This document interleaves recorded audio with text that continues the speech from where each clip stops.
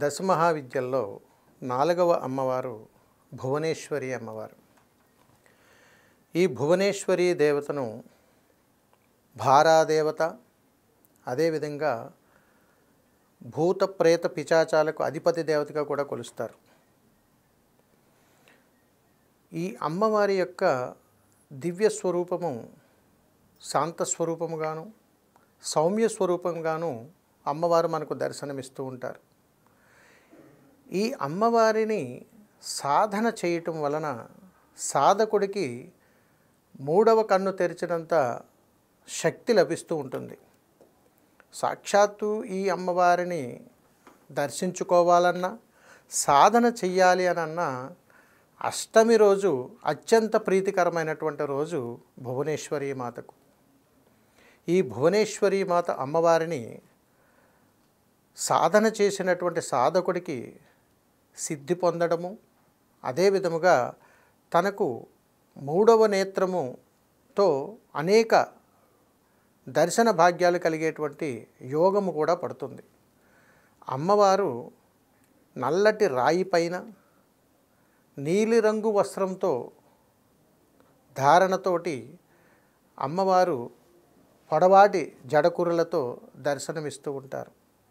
కానీ ఇక్కడ అమ్మవారి యొక్క స్వరూపము చాలా శాంతంగా సౌమ్యంగా దర్శనమిస్తూ ఉంటుంది. ఈ తల్లిని దర్శించుకుని ఉన్నప్పుడు ఎప్పుడైనా కానీ అమ్మవారి యొక్క పాదములను అభయహస్తాన్ని తదేకంగా దర్శించినటువంటి సాధకుడికి తను చేసినటువంటి ఉపాసనా మంత్రం వలన ఎంతో శక్తివంతమైనటువంటి మనోనేత్రంతో కూడినటువంటి జ్ఞానం అమ్మవారి ద్వారా వారికి అందుతుంది. కాబట్టి అమ్మ అందించేటువంటి వరం మనోనేత్రంతో కూడుకున్నటువంటి జ్ఞానాన్ని అందిస్తుంది. అందుకని భువనేశ్వరి మాత యొక్క సాధనలో సాధకుడు ఎప్పుడూ కూడా సముద్ర తీరాన్ని కానీ అడవి అరణ్య ప్రాంతాన్ని కానీ ఎంచుకుంటూ ఉంటారు. ఈ భువనేశ్వరి మాతకు దేవాలయ ప్రాంగణాలలో కానీ నిర్మానుష్య ప్రాంతాలలో కానీ సాధన చేసినప్పుడు ఎంతో ఏకాగ్రతతో కూడుకున్నటువంటి ప్రయాణంలో అమ్మ దర్శనమిస్తూ ఉంటుంది.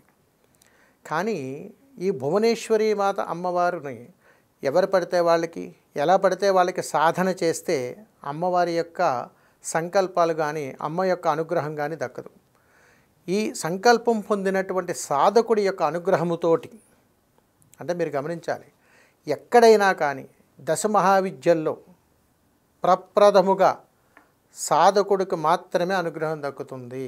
ప్రతి ఒక్కరూ కూడా అమ్మవారిని ఉపాసన చేయగలిగితే వారు సాధకులుగా మారగలిగినప్పుడు మాత్రమే ఈ యొక్క ఫలితాలు పొందేటువంటి అవకాశం ఉంటుంది. అందుకని ఎలాంటి నిర్దిష్టమైనటువంటి నియమ నిబంధనలతో కూడుకున్నటువంటి సాధన ఇందులో అవసరం లేదు.